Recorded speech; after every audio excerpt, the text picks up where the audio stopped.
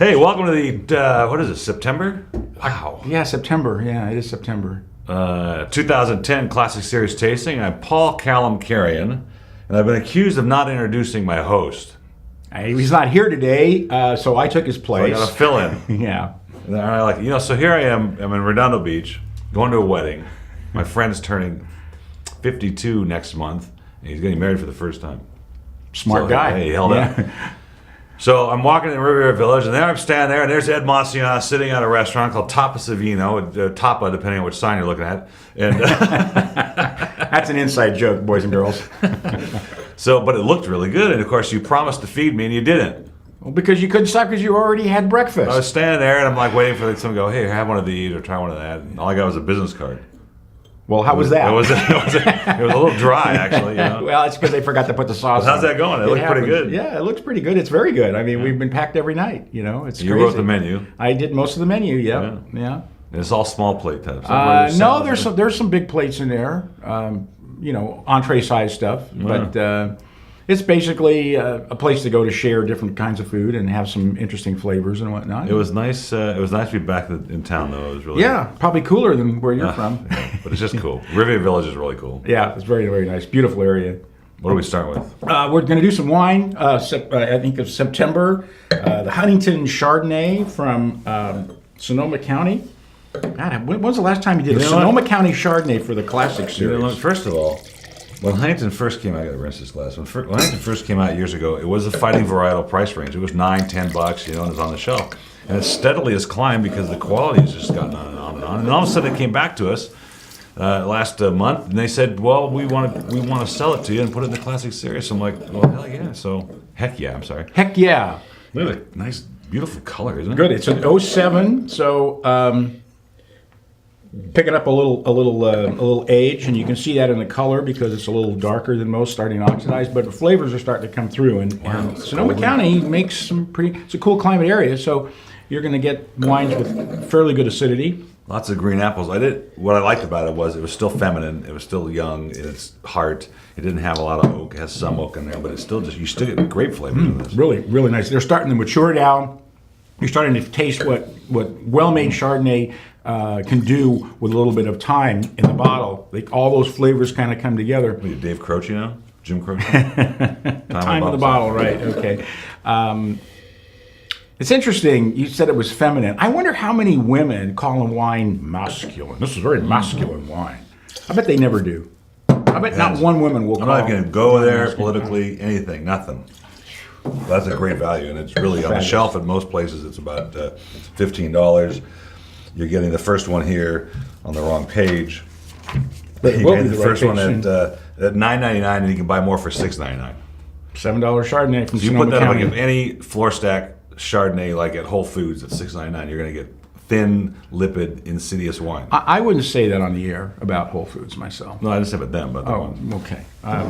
Next wine. Why don't you quit while you're behind? This is the blockbuster because this is so exciting. We just did the fusion, which was the Sangiovese Opolo, but part of that deal was that we got access to this Petite Sirah, 2005 Opolo Petite Sirah. I mean, it is like this is wine. I know you love this wine. Well, when I tasted this wine, I honestly thought it was for the limited series. Like, it's really a good wine. It's like $28 or something, right? You know? No.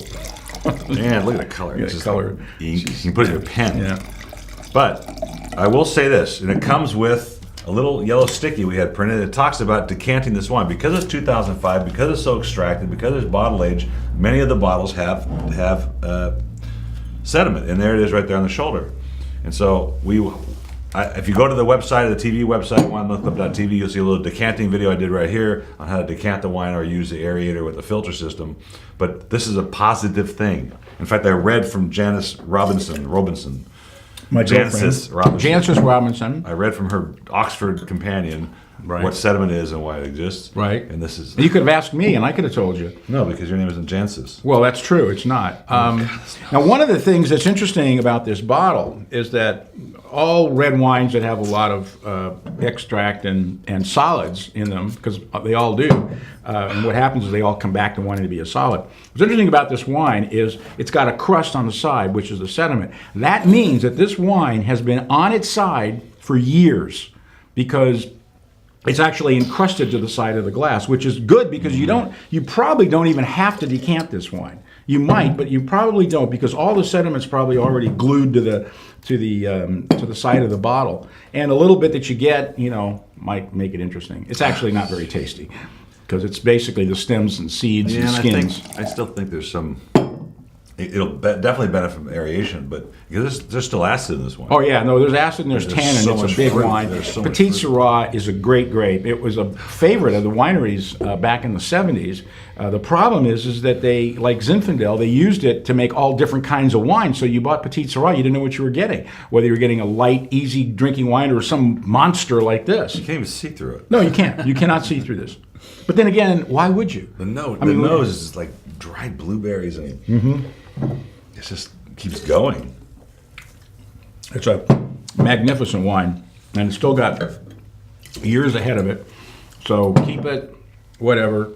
What's the first? It is a $29 seller at the winery, and the first one was $9.99. And the reorders were $7.99. Unbelievable. I gave it 90 points. Should be a 91 or 92. And by the way, the Huntington I gave 90 as well. I gave that a 92, and this I gave it a 95 because there are very few Petite Sirahs that good. I'm telling you, that's one of the best Petite Sirahs You're I've so tasted. generous. Well, generous nothing. You tell me what's better than that. I don't. Stag's Leap Petite Sirah. That's the pinnacle of Petite Sirah in California.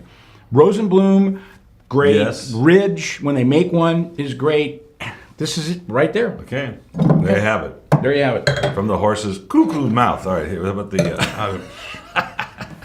that was funny. Must be the heat, it's starting to get to him. All right, Maddalena, Pinot Grigio, our buddies in downtown LA. Wow, the nose. The last surviving winery of downtown Los Angeles. And I've gotten so many comments on this already. We've used it for some various events. It's just crisp and clean, and it's... what region is this that you get this from? Is this Paso? No, Monterey. Yeah. Yeah. That's Ooh, wow. Boy, that is pretty. Yes, ma'am. Wow, that lovely kind of almost honeysuckle. Yeah, there's fruit in there. I mean, that fruit, it's, you're right, honeysuckle and... With flowers. It's very flowers, floral, yeah, like a lot of flowers. I mean, and that's typical of Pinot Grigio. Especially when it's from a cool climate area where it's had some time to pick up some acidity, so it's nice and clean and crisp in your mouth. And that's the way I think Pinot Grigio should be. They get these over oak things, they oak them. What do you oak Pinot Grigio for? Because you can? Yeah, but I don't think it does well. I prefer them just like this. Well, I do too. I think it's spectacular. And let's see, what is this? This is a 90-point Pinot Grigio. Yes. And it's... I'm looking at the Huntington Chardonnay there. No, okay, we'll just use that pricing. There it $12 is a regular price, $11.99. 08 comes in. First bottle is $9.99. The reorders are $6.99. And if you go down to the winery, you're gonna pay $9.99 for it. So No, you you get pay it for $11.99. You go $11.99 on the shelf now. The winery, and you get $9.99 and then $6.99 for more. And it's lots of 99s being thrown around here. All right, the second alternative is Mandolin Syrah 2005, which I've tasted this many, many times over the years, and finally the spot popped up for it. It's got a little age in the nose, but the character's so...